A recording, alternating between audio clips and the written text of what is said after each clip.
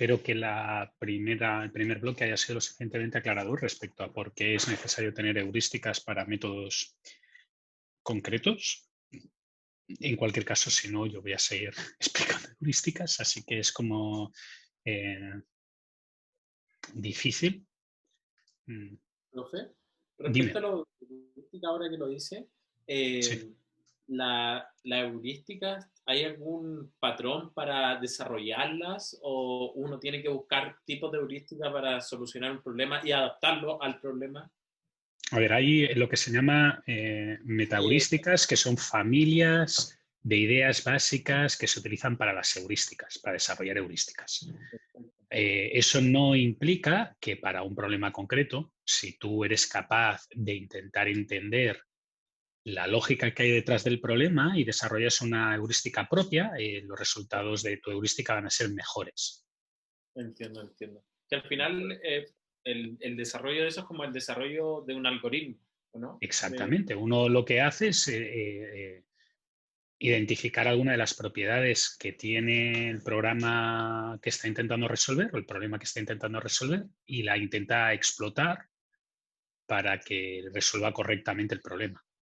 Entonces, por ejemplo, en el caso del job shop, tú sabes que las precedencias funcionan y son así y es fácil de resolver el problema. Lo que es difícil de resolver son las disyuntivas y entonces lo que intentas es buscar cuáles son las disyuntivas más importantes para ese problema concreto, digo, para esa instancia concreta, e irla resolviendo una a una.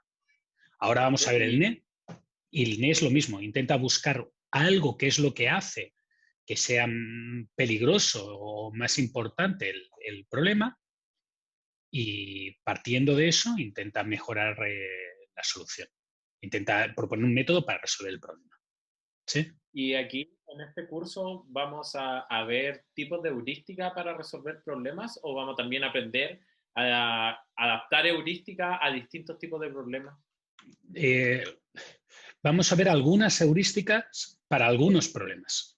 Ya, ok. Pero el problema por el cual las heurísticas tienen no son muy agradables, digo, no les gustan mucho a los matemáticos, es porque no hay una única que funcione siempre. Y el motivo por el que funciona no es digo, hay criterios intuitivos que explican por qué alguna heurística es mejor que otra para un problema concreto. Pero Pero no es universal, exactamente, no es permanente y no es válido para todas. Hay una cosa que se llama No Free Lunch Theorem que demuestra que incluso la heurística más informada para un problema concreto siempre será la que peor se comporte para un juego de datos concreto. Perfecto. Por lo tanto, el problema es ese, es que no tienes ni seguridad de que lo estén haciendo bien, ni un motivo por el que lo estén haciendo bien, más allá de tu intuición. Entonces, funcionan, se usan, Ciplex y Gurobi están plagadas de ellas, pero no es la parte bonita del vestido, es porque van. ¿Sí?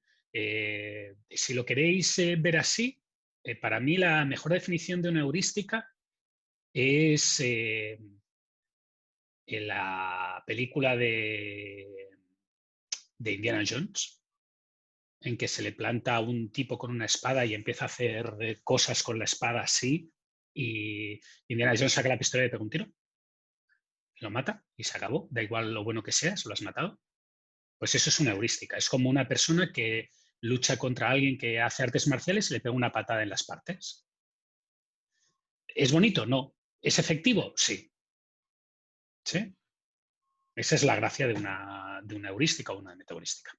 Igualmente, de nuevo, para ir dejando ejercicios para que vayáis practicando, si lo queréis, perdonad, no era lo que quería hacer, lo quería hacer antes. Profe, pero al final... Un segundito. Si quieres, digo, yo he explicado cómo hacer un modelo para JobShop. Sí. Yo os recomendaría que hicierais como ejercicio que tradujerais este modelo a un modelo IP para un Flowshop permutado. Y obviamente, como es un caso concreto, podéis hacer, no es necesario hacer ningún cambio. O sea, lo va a resolver. Pero, ¿qué deberíais de hacer o qué consideraciones deberíais de tener para que el modelo fuera un modelo de Flowshop, no un modelo de JobShop? ¿De acuerdo? Vale, ese era el ejercicio que os recomendaba. Y ahora que ya he dicho el ejercicio que os recomendaba, tu pregunta, Matías, que te he cortado. No, era mía. Ah, bueno, pues Era, Rolf. era, era continuando la duda de Matías, que al final como que las heurísticas igual se basan en el algoritmo greedy que va como eligiendo con el mayor puntaje todo el rato y mayor prioridad, ¿o no? No necesariamente. Por ejemplo, una de las heurísticas típicas que se utiliza para el TSP y para el VRP son heurísticas de intercambios, no son heurísticas constructivas. Entonces, sí, generalmente hay muchas heurísticas que cumplen el patrón greedy que tú estás diciendo, Ujú. pero no necesariamente. Uno de vuestros compañeros, no me acuerdo quién, comentó que estaba trabajando con Rodrigo Carrasco Creo que es en Diego. Diego, en una heurística. Y seguramente, porque es una aproximación, seguramente la heurística de aproximación que le propondrá a Diego no será una heurística greedy, será algo más complejo, pero seguirá siendo una heurística. ¿Sí? Yo, Shifting Bottleneck no es una heurística constructiva. La semana que viene explicaré una heurística constructiva. Esta es una heurística constructiva, pero no se considera que sea constructiva, porque se considera que es de una familia que son heurísticas de inserción. ¿Vale? Por tanto, Ok. sí tienes Bueno, razón, Rolf, la mayoría de heurísticas son constructivas, pero no confundas, es como decir que la mayoría de mamíferos em, somos marsupiales porque los canguros son marsupiales. ¿Sí? Y son mamíferos. Dime, Rolf. Eh, es que quería preguntar qué es una heurística constructiva, pero al final lo busqué en Google. Es una heurística que construye, sí. Sí. Es una heurística greedy. Las greedies es que toman un paso y son miopes, solamente miran la decisión siguiente, no miran más allá. Esa es la división clásica que se hace en el mundo de las heurísticas. Y también existen Dime. unas que avanzan y se dan cuenta que no y vuelven paso atrás, que eso también son tipos de algoritmos, ¿no? Sí, sí, eso es una heurística, digo, eso o puede ser una enumeración exacta o una enumeración parcial. El IP lo que hace internamente es eso, enumera para atrás, hace todo, enumera todas las alternativas. Entonces, cada vez que se encuentra con dos alternativas, que es o una variable vale 0 o una variable vale 1, considera ambos caminos, Y avanza, todos los avanza, caminos. avanza y después Y devuelve. cuando ya no, vuelve para atrás y cuando ya ha llegado a la decisión que le llevó al 1, pues ahora mira la decisión 0 y mira todas las alternativas que hay. ¿Sí? Vamos a ver cómo funciona el NE, intentando entender un poco cómo funcionaría el algoritmo de JobShop. Con una permutación, la solución de la permuta sería una permuta, por ejemplo, podría ser 3, 4, 2, 1. Y ahora no creo que sorprenda a nadie si yo explico que ahora se ponen unas máquinas y aquí lo que se pone es el tiempo en el que acaba la primera pieza que se hace, o sea, la pieza 3 en la máquina 1. Por tanto, esta acaba en 4, empieza en la máquina 2, 13, empieza en la máquina 3, 18, empieza en la máquina 4, 26 y empieza en la máquina 5 y acaba en 32. ¿De acuerdo? Y ahora haríamos lo mismo con la pieza 4, pero teniendo en cuenta que la máquina 1 tiene que estar libre. Por tanto, fijaros que tiene que acabar la pieza 3, empieza la pieza 4 en la máquina 1, dura 4, pues en total 13. Ahora, cuando acabe de 13, entraría en la máquina 2, 13 más 8, 21. Ahora, entre estas dos se quedaría con la más grande, que es 21, 21 más 8, 29. Entre estas dos se quedaría con la más grande, que es el 29. 29 más 7, 36 y así sucesivamente. No lo voy a hacer todo porque es un ejercicio que ya habéis hecho. ¿De acuerdo? En otro curso.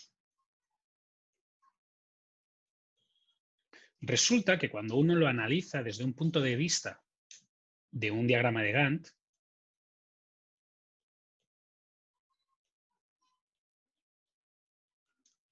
lo que sucede es lo siguiente. Cuando tú pones dos piezas,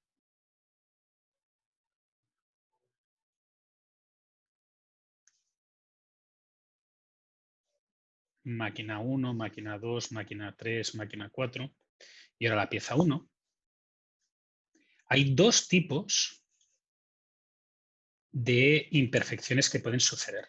La imperfección número 1 es esta. ¿Vale? La máquina 2 se queda libre y perdéis un poco de tiempo en la máquina 2. ¿De acuerdo? La imperfección 2 que puede suceder es esta. La pieza roja acaba mucho antes de poder entrar en la máquina 3. Por tanto, ahora aquí hay un tiempo muerto. Aquí hay un tiempo de espera de la pieza. Y aquí hay un tiempo muerto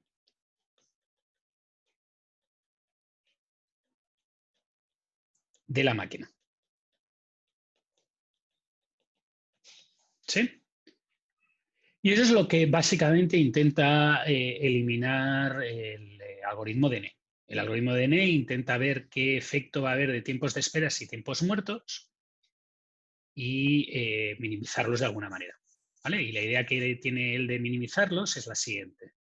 Primero, cuanto más dura una tarea,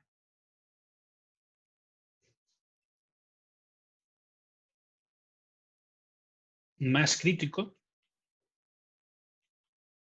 en cuanto a tiempos muertos.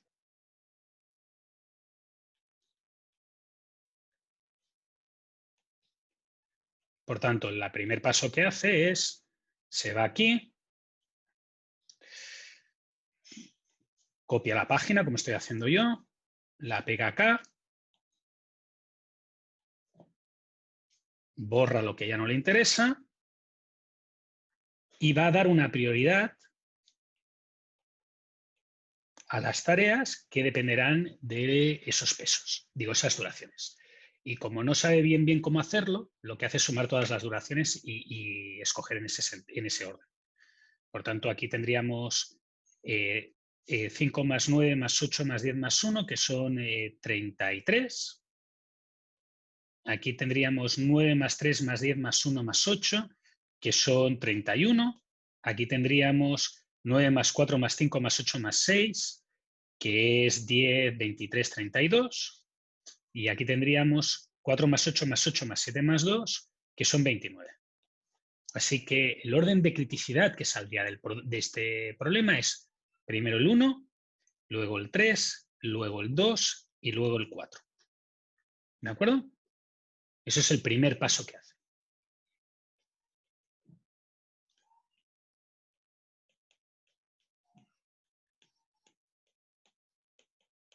¿Sí? Y ahora, lo que hace el algoritmo es lo siguiente. Profesor, Dime. anotó 39 donde es 29. Ay, qué bien. Hay una cosa que tenéis que recordar, que es que yo tengo dislexia y se ve en estas cosas. Vamos al paso número 2. El paso número 2 se hace solamente una vez con las dos piezas principales.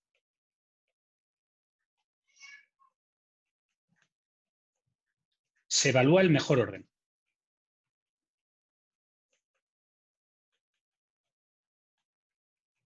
De las dos. Y esto es el motivo por el cual hay que poner siempre comillas, y a mí no es que me moleste, me parece que es algo lógico que tiene que existir y vosotros tenéis que estar al corriente de ello. No podemos decir que es mejor, porque no lo sabemos. Vamos a pensar que es mejor. ¿Sí? Entonces, en este caso concreto, fijaros que el orden es primero la 1 y luego la 3.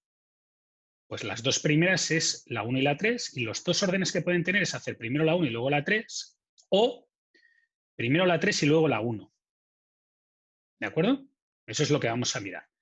Y solamente una vez voy a hacer este cálculo para que lo veáis.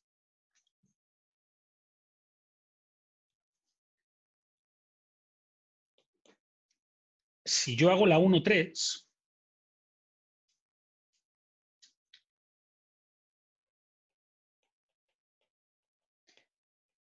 lo que debería de mirar es qué pasa con la pieza 1, que es lo que ya hicimos, 14, 22, 32, 33. Estoy yendo muy rápido en este cálculo porque entiendo que este cálculo lo habéis hecho en el otro curso también, en gestión de operaciones avanzadas. Si alguien no se acuerda o cree que necesita repasarlo, que me lo diga, porque lo puedo hacer un poco más detallado. Ahora, aquí entre la 1 y la 3 lo que miro es que puede empezar en 14, 14 más 4, 18, ahora entre 18 y 22 me tengo que quedar con el máximo, que es 22, 22 más 5, 27, entre 27 y 32 me tengo que quedar con el máximo, 32 más 8, 40, y entre 40 y 33 me tengo que quedar con el máximo, 40 más 6, 46. ¿De acuerdo? Por tanto, hacer 1 o 3 quiere decir que en total tardaría 46 en hacerlo todo. Hacer 3, 1, todo esto que estoy haciendo aquí es una de las cosas que provocan mayor odio del mundo de los métodos de cálculo en una carrera. Porque estoy haciendo un montón de cálculos y como estoy haciendo un montón de cálculos parece que está haciendo magia. No, no estoy haciendo magia. Simplemente es que ya me los he hecho tantas veces que me los sé de memoria. Yo pongo este diagonal flechita para decir de estos dos me estoy quedando con el máximo. Porque el instante de inicio de una pieza es el instante de finalización de esa pieza en la máquina anterior o el instante de finalización de la pieza anterior en esa máquina. El más crítico de los dos. Fijaros que 3,1 es mejor que 1,3. ¿Por qué 3,1 es mejor que 1,3? Porque 3,1 acaba en 42, 1,3 acaba en 46. Por tanto, el resultado final del paso 2 es que el mejor orden es 3,1.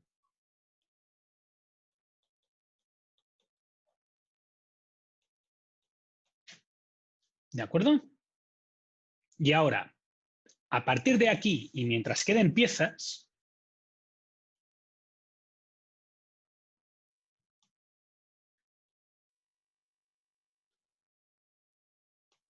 en el 3, mientras queden piezas,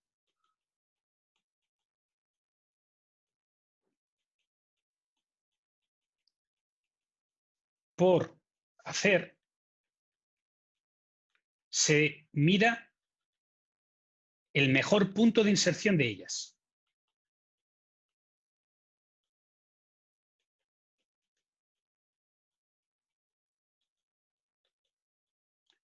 En el orden puesto en el paso 1. Por tanto, recordad que en el paso 1, el siguiente que habíamos dicho es que íbamos a poner 2. Por tanto, ahora lo que voy a evaluar es qué hago con 2, si la pongo aquí, si la pongo aquí o si la pongo aquí. ¿De acuerdo? Y ahora me vais a aceptar que no haga todo el cálculo porque es una pérdida de tiempo. O sea, es una de esas cosas por las que creo que es importante que una persona sepa un mínimo de programación para que no tenga que hacer cosas que puede hacer el ordenador por él. Y lo que compararíais sería, teníais 3,1 y tenéis que poner 2. Sí, tenéis que poner 2. Y lo voy a poner de color diferente para que nadie me diga qué es lo que cambia. Y esa sería la evaluación. Evaluamos y nos quedamos con el menor.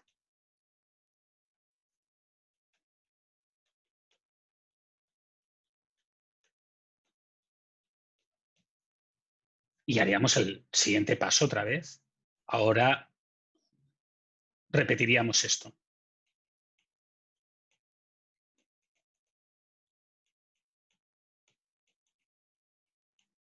¿De acuerdo? Vale. Yo voy a hacer un pequeño consejo solamente aquí, que es... yo se lo tengo que confesar. Yo utilizo NE como ejercicio típico para ver si una persona puede programar o no. O sea, mi consejo es intentad hacer NE, intentad programarlo.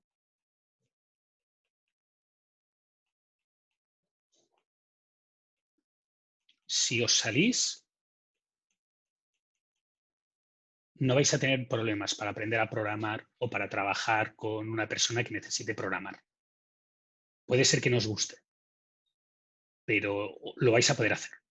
No es una... Quiere decir que tenéis la habilidad mínima necesaria para poder programar o la capacidad mínima mental, cerebral, de organización cerebral, como para poder estructurar un código y hacer un programa de ordenador. Si no os salís,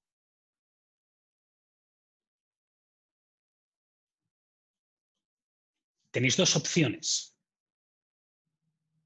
La primera es correr de las computadoras, de los ordenadores. Traducido, intentad evitar en toda manera encontrar un trabajo en el cual os vayan a pedir cosas computacionales. Dedicaros a otra cosa.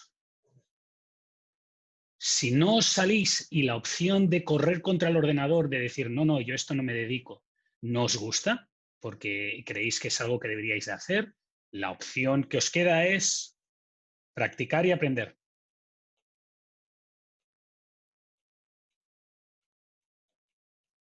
Y como estáis en una cosa en la cual se presupone que sois ingenieros, no sois artistas, y se presupone que estáis en el mío, no en un máster de, no sé, de puericultura o floristería, esto no debería de ser una opción. ¿De acuerdo? No debería de ser una opción. Lo único que si no salís, practicáis, sois capaces de hacerlo y después de hacerlo decidís que no queréis volver a tocar un programa en vuestra vida porque es algo que A nos satisface, B nos llena, no es la ilusión de vuestra vida, lo que sea, tenéis que saber que tenéis ese problema y tenéis que intentar evitarlo. ¿De acuerdo? No es un código difícil, sí es un código que plantea o que presenta unas barreras mínimas de entrada que hace que alguna gente decida tirar la toalla. Y lo digo porque aquellos que hayáis hablado conmigo sabéis que cuando la gente viene a trabajar conmigo o me dice que quiere trabajar conmigo, lo primero que le digo es que tiene que programar y muchos en el primer programa desisten de la idea. Y NE es uno de los algoritmos que utilizo para probar. ¿De acuerdo? Esto funciona muy bien. No quiere decir, es lo mismo que cuando expliqué Shifting Bottleneck, no quiere decir que sea la mejor heurística conocida, no quiere decir que sea necesario utilizarla. Hay uno de los trabajos que va a explicar otra manera de resolver problemas de scheduling, que es Constraint Programming, que es la manera que yo recomendaría para aquella gente que quiera probar cosas, que quiere un solver estandarizado y no programar heurísticas para problemas de scheduling.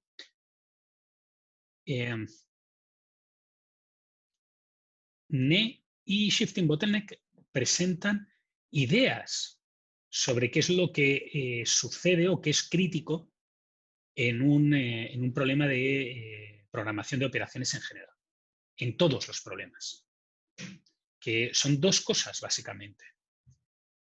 Incompatibilidad de recursos, que es el caso de JobShop, que quiere decir que los recursos son comunes y como son comunes hay que compartirlos y hay que decir cuál es el mejor.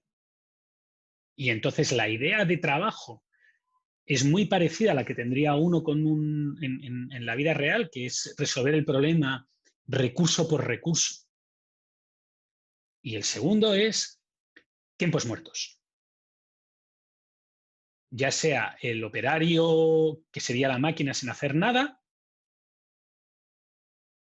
porque no tiene trabajo, le has quitado la alimentación, no tiene alimentación, o el otro caso, que es que la máquina se queda, digo, o que la pieza está esperando porque la máquina está ocupada y no puede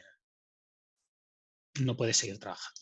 Cualquiera de los dos son los problemas claves, Job Shop, Flow Shop, que acostumbran a aparecer en un problema de secuenciación y son las cosas que uno tiene que tener en cuenta en el diseño de un método para resolver el problema. ¿De acuerdo? Fijaros que tanto Job Shop como Flow Shop fallan en el concepto, tanto el Shifting Bottleneck como el método NE fallan en el concepto de algoritmo online. Rectifican algunos pasos que han hecho con anterioridad. Pueden cambiar algunas cosas. Necesitan tener información completa del problema.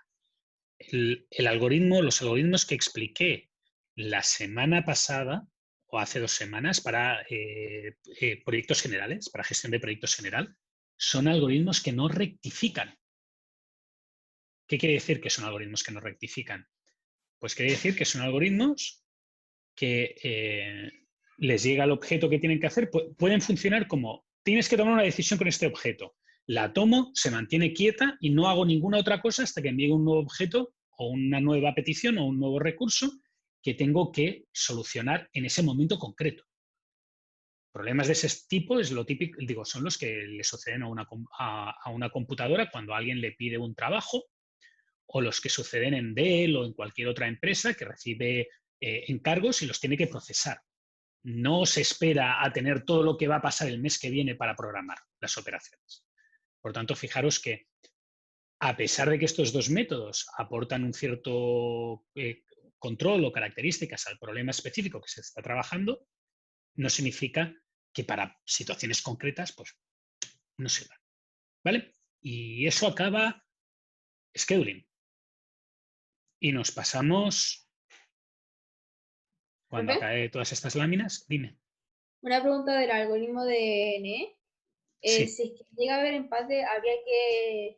Puedes desempatar aleatorio, igual que en Job Shop. En Shifting Bottleneck también puede haber empate. Entonces, escoges uno. Ya. Lo que pasa, que eso también te lo tienen que decir, es como en 3 máquinas. Cuando hicisteis gestión de operaciones avanzadas, os debieron de decir, no sé si os lo dijeron, porque son muchos profesores y hay de todos. Tenéis profesores muy buenos y tenéis profesores no tan buenos. Y hay profesores que son especialistas en este tema y hay profesores que son especialistas en otros temas.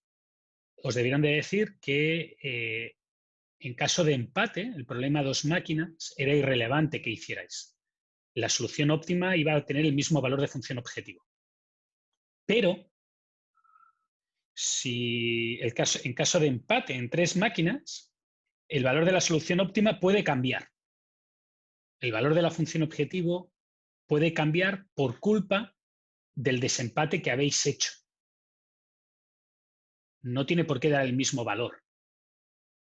Pues en Job Shop y en Flow Shop, tanto en Shifting Bottleneck como en NE, en cualquier momento en que haya un empate, si deshacéis el empate de una manera concreta, el valor de la solución puede cambiar.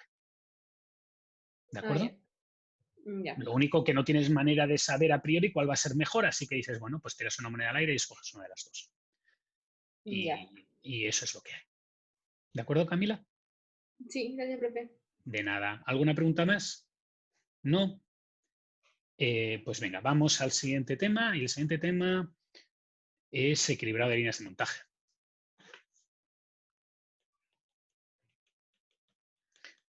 Si alguno de vosotros quiere ver una introducción fácil al problema, yo le recomiendo que vea el libro del curso de gestión de operaciones, el NAMIAS. En el capítulo de scheduling hay un apartado para equilibrado de líneas.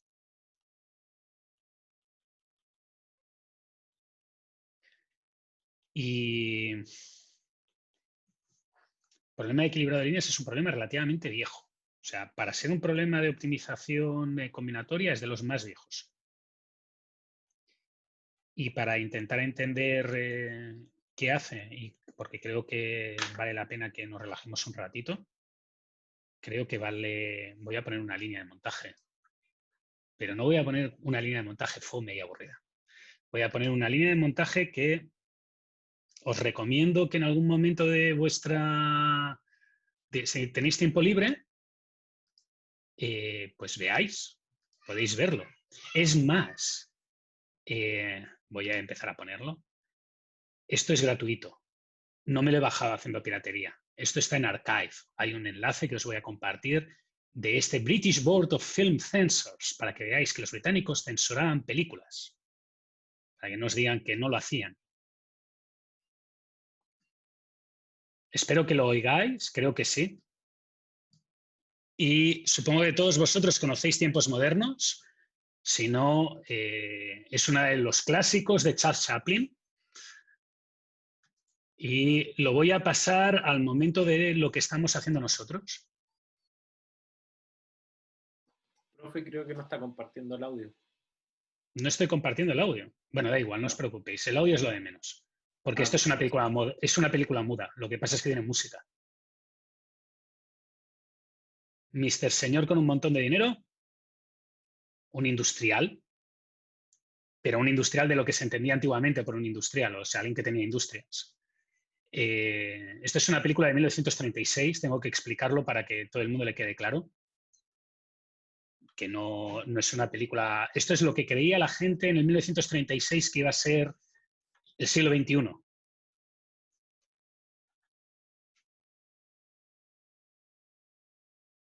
Y esto es lo que mucha gente entiende por ingeniería industrial, más allá de economía y data.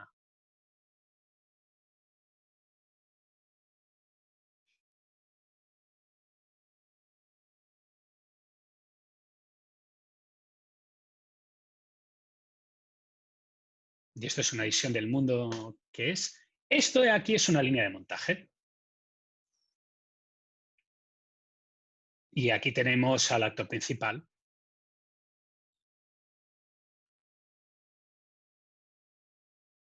Y lo que no se tiene que hacer en una línea de montaje. ¿De acuerdo? Precisamente lo que está haciendo Charles Chaplin. Y bueno, lo que hacía la otra persona. ¿Sí? De nuevo, es una película relativamente corta, no dura mucho. Las películas antiguamente eran bastante más cortas que ahora. Es gratis, la podéis bajar sin cometer ningún delito de Estado. Por si alguien quiere tener el enlace, lo tiene aquí. ¿De acuerdo? Y esto es lo que vamos a explicar ahora. Líneas de montaje. Ensamblado o equilibrado de líneas de montaje. ¿Qué sucede en el equilibrado de líneas de montaje?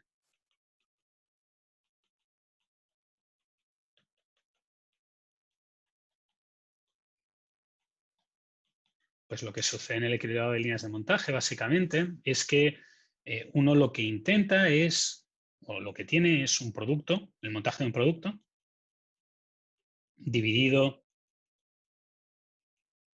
en operaciones elementales. Si queréis, ponemos operaciones básicas, que quiere decir operaciones que no se pueden dividir más. Fijaros que el señor del martillo pega un martillazo, no se puede hacer de otra manera, es un martillazo, no hay más, no se puede dividir en cosas más pequeñas. Y Chaplin pues le da la vuelta a las tuercas, pues es eso es una operación elemental. Estas operaciones básicas elementales se tienen que hacer o se hacen por varios trabajadores.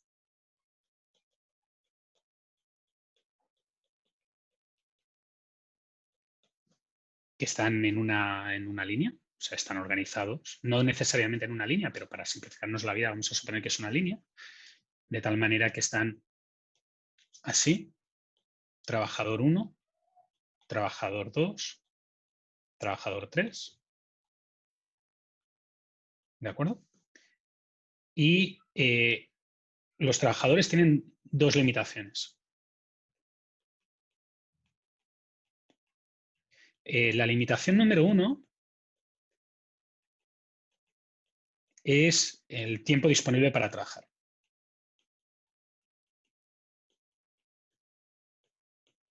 Pueden hacer una cantidad de cosas, no pueden hacer más de esa cantidad de cosas. ¿De acuerdo? Y la limitación número 2 son lo que se llama limitaciones tecnológicas.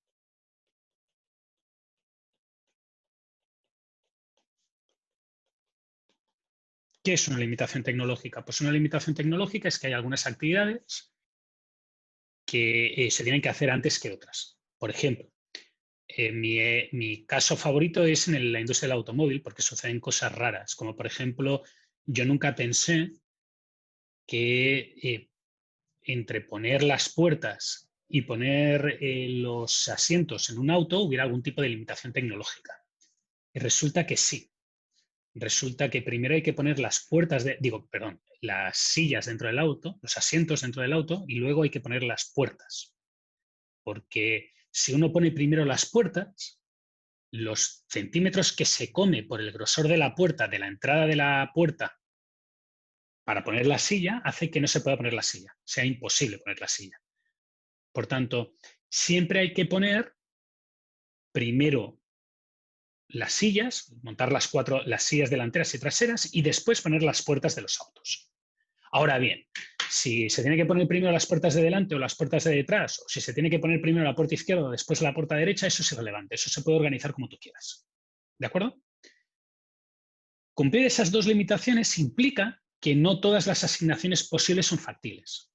Solo algunas asignaciones factibles son posibles. Y para ello lo que he puesto es un ejemplo súper chiquitito, que es un ejemplo que uso siempre, de 10 tareas. Y lo que indica esto de aquí son dos cosas.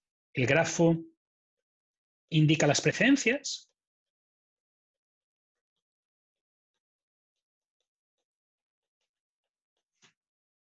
Por tanto, qué tareas se tienen que hacer antes que otras. Y los valores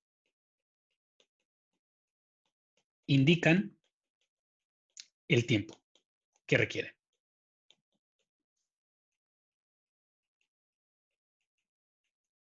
¿Sí? Así que, por ejemplo, si yo fijo que el tiempo de ciclo de este problema es 12, por poner un valor, lo que podríamos hacer es lo siguiente. Unas cajitas que voy a pintar en rojo que dicen que el trabajador 1 hace esto, que el trabajador 2 hace esto y que el trabajador 3, 4 y 4, 8 y 2, 13. Uy, esta no se puede. Pues pongamos esto. Trabajador 3,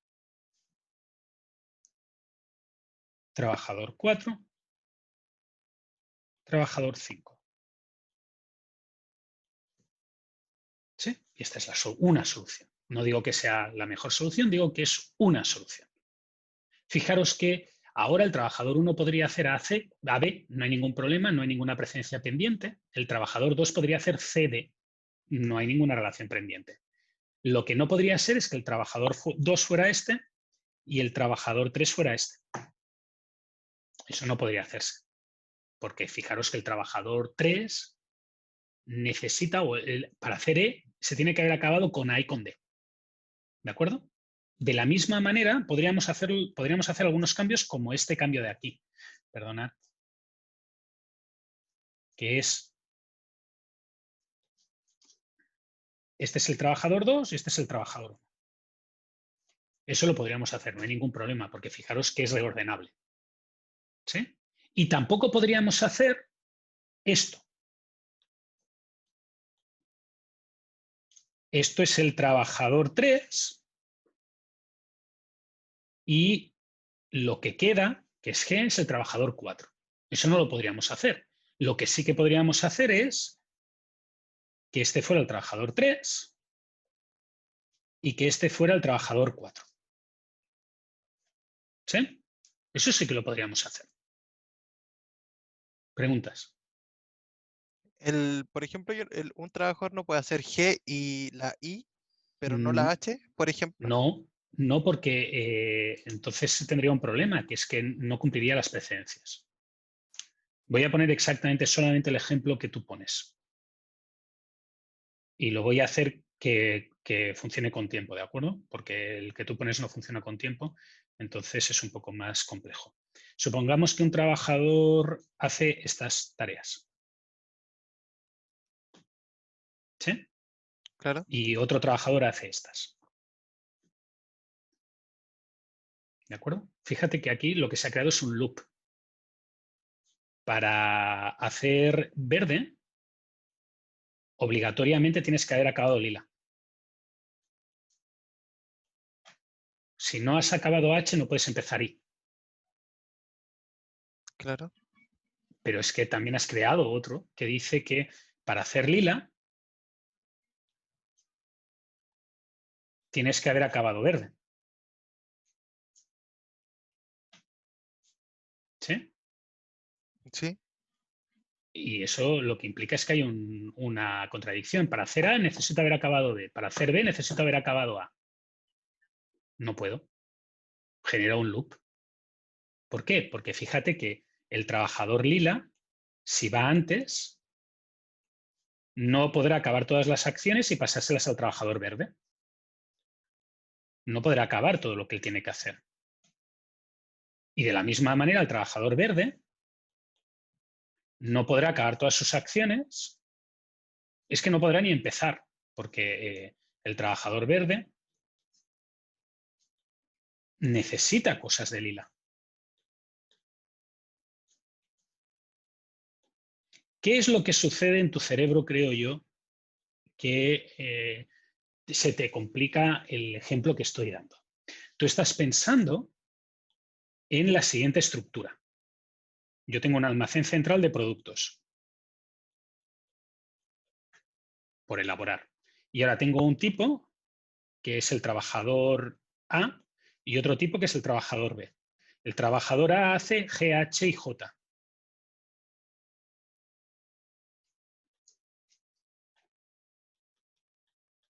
Y el trabajador B hace I. ¿Sí? Y entonces lo que tú estás pensando es que el trabajador A se va aquí, coge dos unidades, una que ya ha hecho I y otra que no ha hecho I, y hace GH y J y las deja. Mientras que el trabajador B él solamente hace viajes en los que va cogiendo cosas que hacen GH, hace I y la va dejando. Ese es el modelo que tú estás pensando. Ese no es el modelo en el que funciona una fábrica de autos ni una fábrica de cualquier producto de consumo masivo. Cualquier fábrica de producto de consumo masivo trabaja ante este enfoque. El producto fluye por la cadena y según va fluyendo por la cadena, en cada paso se le suman cosas. ¿De acuerdo? Por tanto, Sí. O sea, lo que yo estaba pensando. Ah, perdón. No, dime, Diego, porque muchas veces esas cosas es importante que lo digas, porque si no, no hay manera de que yo lo entienda. Dime. O sea, yo Lo que llevo estaba, tanto tiempo trabajando con esto que a mí me parece que es la única manera posible de hacerlo. Y eso es un problema, porque me falta un poco de imaginación. Dime, Diego. o sea, lo que estaba pensando era como el trabajador A, por ejemplo, produce un subproducto G y H, después queda en stand-by, empieza a trabajar el trabajador B y después de que el trabajador B termine su subproducto, empieza a trabajar A de nuevo. Claro, Eso, pero eso era, eso lo que implicaría sería que el trabajador, el producto está en un sitio y los trabajadores los dos trabajan a la vez en el mismo producto. O porque si se pone en stand-by y se queda con tiempo muerto, estás perdiendo tiempo del trabajador. ¿Sí? claro. Lo que sucede es que, en general, cuando tú te lo planteas en un problema de este estilo, lo que va a haber es lo siguiente. Y voy a poner el C igual a 12. O voy a poner un C mucho más grande, ¿vale? C igual a 20. Entonces, como C es igual a 20, el trabajador 1, que es el que voy a pintar en azul, podría hacer esto. Y el trabajador 2, que es el que voy a pintar en verde, podría hacer esto. Y el trabajador 3, que es el que voy a pintar en lila, podría hacer esto. ¿De acuerdo? Y ahora, ¿qué sucede? Ahora tienes una cajita, una estación donde está el trabajador 1. Una cajita donde está el trabajador 2. Y una cajita donde está el trabajador 3. ¿De acuerdo? Y ahora vamos a pensar qué sucede en el instante entre 0 y 20. Pues en el instante entre 0 y 20 hay una unidad aquí a la que se le está haciendo los productos de azul. ¿Sí? Ahora, entre 20 y 40, lo que sucede es que ahora hay otra unidad aquí, esta unidad de aquí ha pasado aquí. Por tanto, le voy a mantener el color, le voy a mantener el color azul, aunque realice las actividades del verde. Y ahora tenemos una unidad que está aquí. Y ahora en el instante entre el 40 y el 60, este pasa aquí y este pasa aquí. Por tanto, ahora hay uno en cada uno. Y aquí tenemos el verde.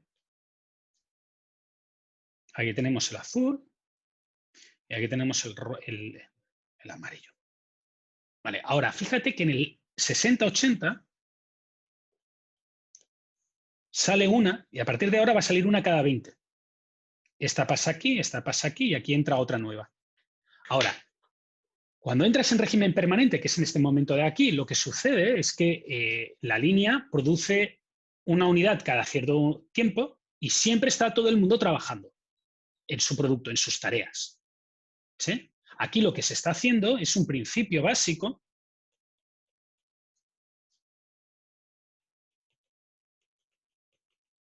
de especialización, estandarización, división del trabajo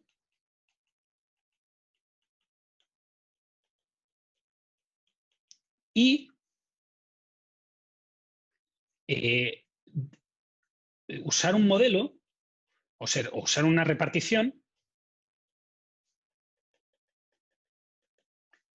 a prueba de tontos o a prueba de errores. Si me queréis decir que no queréis que diga tontos o que no os queréis decir, ya lo he dicho, que no escriba tontos.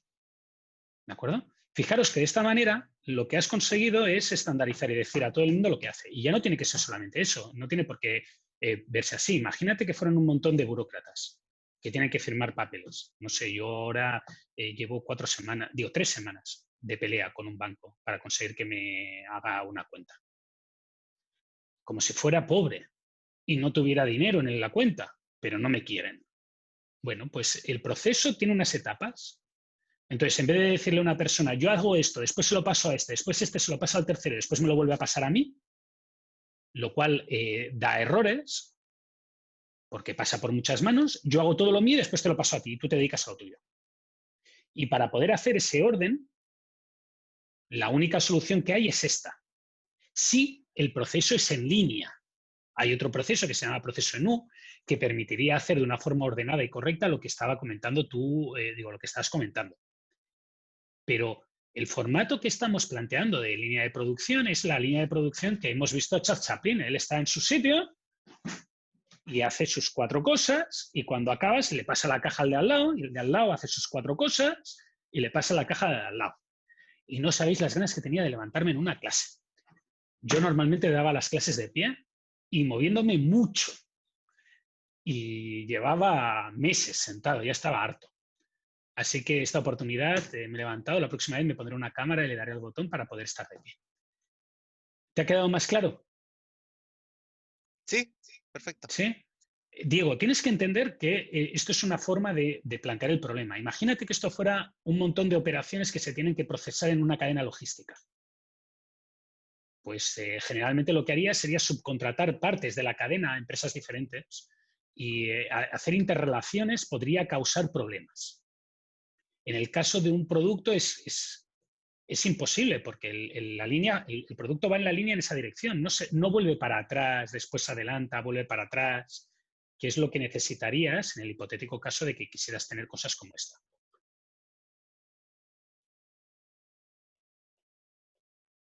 A pesar de ello, y como no queda bueno, nos queda un poquito y a lo mejor le puede permitir dejarlo más consolidado como tarea o como idea a Diego, existe un caso o existe un problema en el cual sí que puede pasar lo que dice Diego. Y ese problema se conoce como bin packing.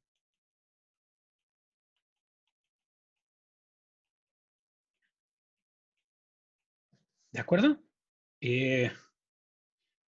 Hará cosa de un año, año y medio. La universidad tiene convenios internacionales con gente para que hagan prácticas en empresa en otros países. Y como el año pasado un alumno me escribió diciéndome que tenía una práctica profesional y que necesitaba preguntarme una cosa porque creía que yo le podía resolver el problema. Y le dije, bueno, pues pásate por mi oficina. Y me dijo, profe, no puedo, es que estoy en Singapur. Bueno, pues era uno de esos alumnos que habían enviado a Singapur a hacer una práctica profesional. Y básicamente la situación que me describió está entre el bin packing y el equilibrio de líneas de montaje. Ellos lo que tienen es, la empresa donde estaba trabajando tiene arrienda servicios de análisis de datos a otras empresas. Entonces, lo que hace es que ese análisis de datos, ellos no tienen las computadoras para hacer el análisis de datos y lo que compran son servidores virtuales AWS en Amazon, en los cuales, en esas máquinas virtuales, que son de su propiedad durante la época en que pagan el alquiler, por tanto son de arriendo, pueden poner a clientes a hacer sus cálculos. ¿De acuerdo? Y el problema que se encontraban es que al principio todo iba muy bien y entonces sobredimensionaban las máquinas para asegurarse que los clientes estaban contentos. Pero llegó un momento en el cual los clientes empezaron a pedir reducciones de costo. Y la manera de reducir costo era la manera que encontraron era reducir esos sobredimensionamientos de máquina. ¿Sí? Vale. Yo la primera pregunta que le dije era, en aquel momento, después de que él me explicara eso, era, ¿los trabajos que te están explicando tienen algún tipo de relación entre ellos? ¿Sí o no? Ahora, supongamos que la respuesta hubiera sido no. Bueno, pues tienes estos trabajos, A, B, C, D, E, F, G, con sus duraciones pertinentes, sus requisitos de máquina pertinentes,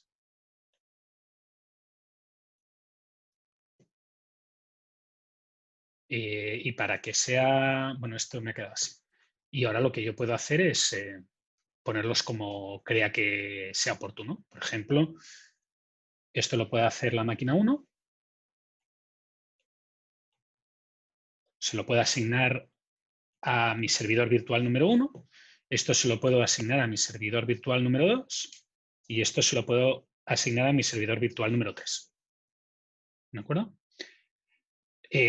Puede ser que el número en rojo no sea un único número, sean varios números, eso lo veremos la semana que viene, no os preocupéis. Tiene todo un estilo, entender qué número es exactamente el que tienes que poner, pero al fin y al cabo es un número, una vez pones el número es un número.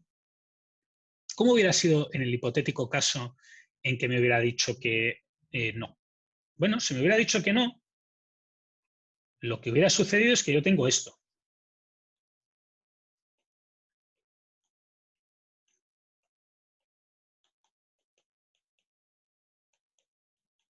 Y esto significaría que resulta que hay algunas cosas que es un proceso, que se acaba el proceso y se envía a otra máquina para que haga otro proceso, o en esa misma máquina se hace, pero se tiene que hacer después. ¿De acuerdo? No se puede hacer en paralelo, no son independientes.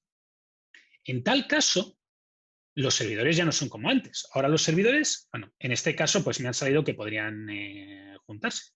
Pero ahora los servidores que yo ponga, los colores que yo ponga, tienen que estar asociados a estas restricciones.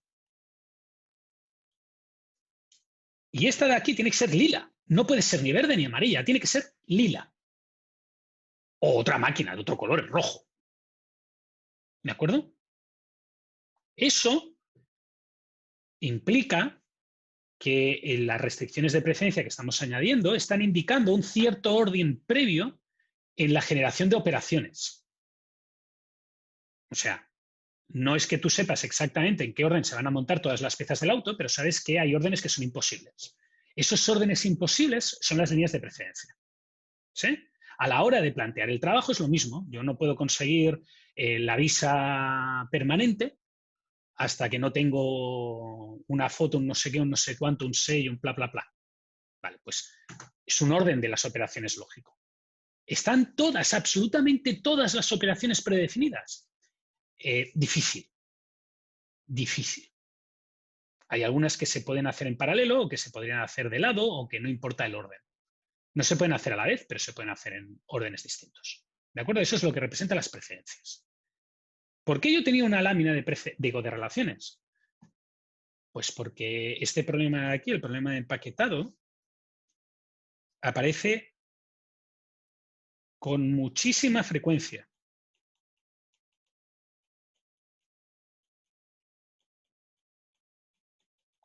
Aparece casi siempre, y el equilibrado de líneas de montaje es un caso específico, casi siempre que se tiene que agrupar elementos.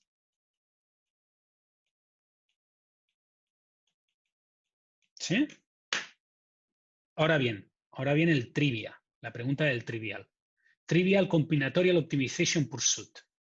El juego de Trivial Pursuit en el cual no solamente tienes que saber de investigación de operaciones, sino que además te tiene que gustar la historia y tienes que haber leído muchos libros de historia sobre los orígenes de estos problemas. Un perfil de persona que hay, uno va por la calle y se encuentra 7 millones de personas que pueden jugar a este juego. ¿Cuántos años antes creéis que se empezó a estudiar el equilibrado de líneas respecto al bin packing? Y lo habéis oído en el orden correcto. Los primeros trabajos de equilibrado de líneas son de 1954. Y los primeros trabajos de bin packing son de los 60-70. ¿Alguien podría intuir por qué puede ser que el problema general sea más viejo, más moderno, más joven que el problema particular? O el problema que todo el mundo entiende que debe de existir, que es cómo agrupar las cosas, porque, por ejemplo, se utiliza para hacer diseño de itinerarios y de rutas, sea el problema moderno y no el otro. No. La respuesta es que el equilibrado de líneas era una preocupación terrible durante la segunda, tercera revolución industrial. O sea, la revolución en la que se pasó a tener, se pasó del agua al carbón y del carbón a la electricidad, la inmensa mayoría de ingenieros industriales trabajaban en industrias y las industrias generalmente tienen esa estructura que habéis visto en las industrias clásicas. Tienen esa estructura que habéis visto de una línea con gente trabajando, haciendo cosas en serie, hasta obtener un producto acabado. ¿De acuerdo? Yo en mi caso tengo interés en ese problema por un motivo muy triste, que es que vengo de Barcelona y en Barcelona hay muchas fábricas de coches. Según ha ido pasando el tiempo, cada vez veo más trabajos de gente que ha hecho el salto inteligente, de escaparse de las líneas de montaje de coches a trabajar en otro tipo de líneas de montaje, como por ejemplo la clusterización de equipos para hacer computación en la nube. Así que todo lo que yo explico lo sigo explicando sobre autos, piezas, coches y demás, pero eso es porque yo ya soy un ancianito. Yo soy un viejito ya venerable. Lo único que me falta es ser como el maestro Muten Roshi, esta de tortuga en la espalda. ¿De acuerdo? ¿Sí? Muy bien. Eso acaba en la introducción al problema. Y para acabar la clase de hoy, que era lo que yo quería acabar hoy, para después la semana que viene empezar con cómo resolver este problema, me voy a meter en métodos o en los modelos matemáticos. El modelo matemático de este problema es malo, pero yo creo que da una buena idea de qué es lo que uno tiene que resolver. ¿Sí? Hay dos tipos de variables, hay dos conjuntos de variables, hay unas variables que se llaman x y j, y otras variables que vamos a llamar y, j, que son ambas binarias. X y j lo que indica es si la tarea y la hace el jésimo trabajador, y aquí no se llama normalmente trabajador, se les llaman estaciones. La jésima estación. Y el YJ lo que dice es si se necesita una estación J.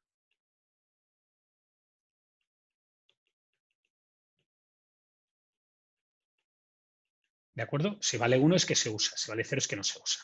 ¿De acuerdo? Y ahora, ¿qué tenemos que hacer? Tenemos que tener tres conjuntos de restricciones. R1 es hacer todas las tareas. Lógico, porque si no hago todas las tareas es como si no... Sería una trampa, ¿sabes? Me dan un producto sin montar. Que bueno, que hay gente que eso se llama IKEA y lo considera un placer, ¿sabes? Yo lo considero una tortura. Pero cada uno tiene sus hobbies. Ningún problema. R2.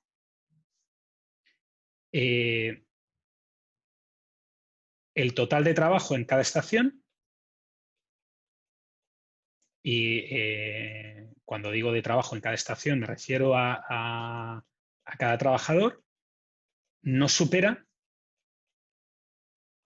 el trabajo máximo que puede hacer. El límite. ¿Vale? Y R3 son las precedencias. Si hay precedencia,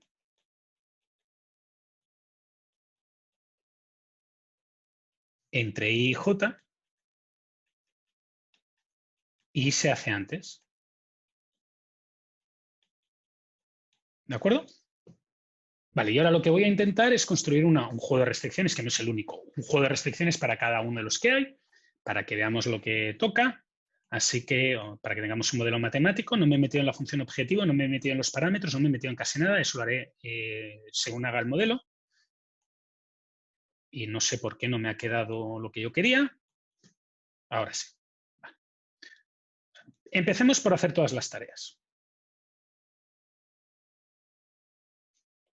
Eso significa que tiene que haber una restricción para cada tarea. Y lo que tengo que hacer es que al menos en una estación tiene que estar asignada. En realidad, en una estación tiene que estar asignada. ¿Sí? Sumamos para todas las tareas y tiene que valer 1. Como son binarias, como son variables binarias, una vale 1 y todo el resto 0. Por tanto, si x y 4 vale 1, quiere decir que la tarea y se hace en la estación 4. Vale. El total de trabajo de cada estación no supera el máximo que se puede hacer. Por tanto, si una tarea dura i, ti, y hago esto,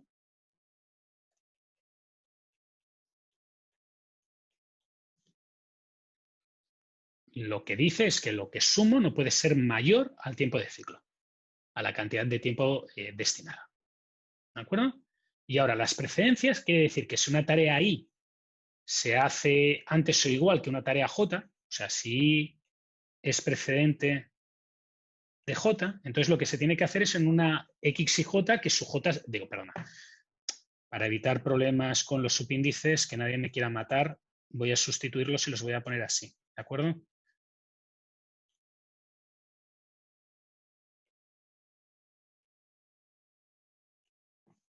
K son las estaciones. Vale, pues si es precedente de J, lo que tienen que hacer es I en una estación con un número menor que J, que la tarea donde se hace J. Por tanto, algo aquí tendrá que ser menor o igual que algo aquí.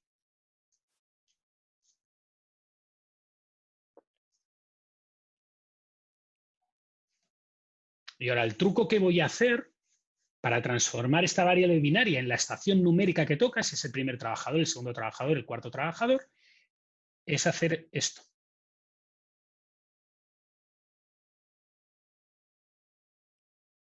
Y ahora fijaros que si la estación 3 es la que hace la tarea ahí, pues xi1 es 0, xi2 es 0, xi3 es 1, 3 por 1 es 3.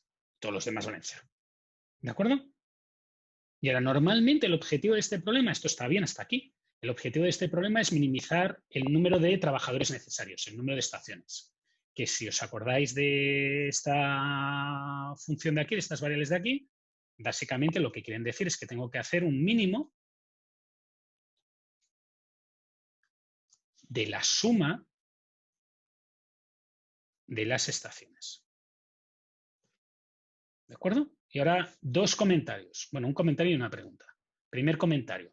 ¿Hay alguien que se haya bloqueado porque he cambiado la J por la K y aquí no la he cambiado?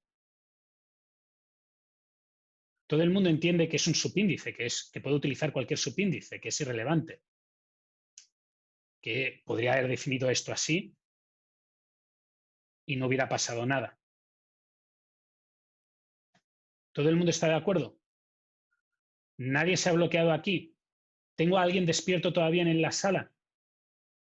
Aparte de mí, que estoy gritando. Sí, sí. Sí, profe. No hay problema. Pero es que yo lo hago el comentario. Ya sé que alguno habrá, pero como siempre tengo que hacer el comentario. Yo pongo K, después a ex post he visto que valía la pena poner otro índice porque después quería dos tareas abajo. Ahora, ¿Profe? un segundito, Rolf.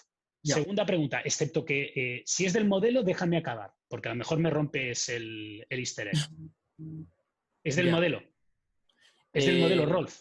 Sí, es un pequeño type. En la parte R2, en donde está iExpress J, ¿qué dice ahí en...? A ver, solo quieres que te haga un... Leer la última parte de la nomenclatura matemática, que no entiendo Ah, bien lo que dice. Si es predecesora, prec, de J. Ah, ya, perfecto. ¿Vale? Ya. Esto generalmente la semana que viene lo verás en un programa y en el programa se ve mejor porque yo lo que definiré será el tipo de definir el grafo y entonces diré si pertenece a y entonces lo pondré. Vale, pero no me has fastidiado el easter egg. Este modelo, ¿cuál es el valor de la solución óptima? Da igual el problema. 0. 0. ¿Por qué, Sebastián? Oye, aparte de porque seguramente lo has explicado en algún momento, puede ser. ¿Por qué? No. Bueno, de partida porque IK no está en ninguna restricción y queremos Claro. minimizarla. Minimizar, simplemente. pues entonces se pone en 0 y ya está. Tiene toda la razón, Sebastián. ¿A alguien se le ocurre dónde está el error? ¿Dónde tendría que poner la IK?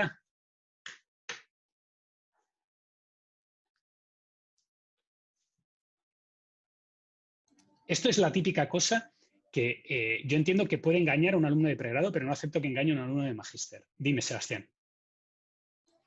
A ver. En la primera, porque No. para que sea... ¿No? No, porque la Hay que primera multiplicar es... ahí. pero si ¿dónde quieres multiplicar?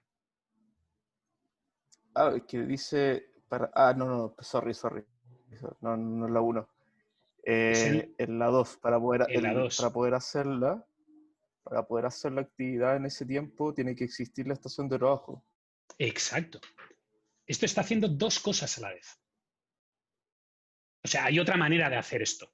¿Vale? La manera recomendada es esta. Que es que dices, si la estación no existe, 0 por C quiere decir 0, no asignas ninguna tarea. Y te has solucionado el problema. Y si Y de K vale 1, quiere decir que se puede hacer y entonces le puedes poner hasta trabajo C. Quiere decir, si Y de K vale 0, no contratas al trabajador K. Por tanto, no le des nada de trabajo porque no trabaja. ¿Sí? Ahora bien, hay una segunda manera de hacer esto, que yo no os recomiendo nunca que la hagáis, pero pues, si alguna vez alguien lo quiere hacer, no se pone este Y de K aquí. Y lo que se escribe es esto.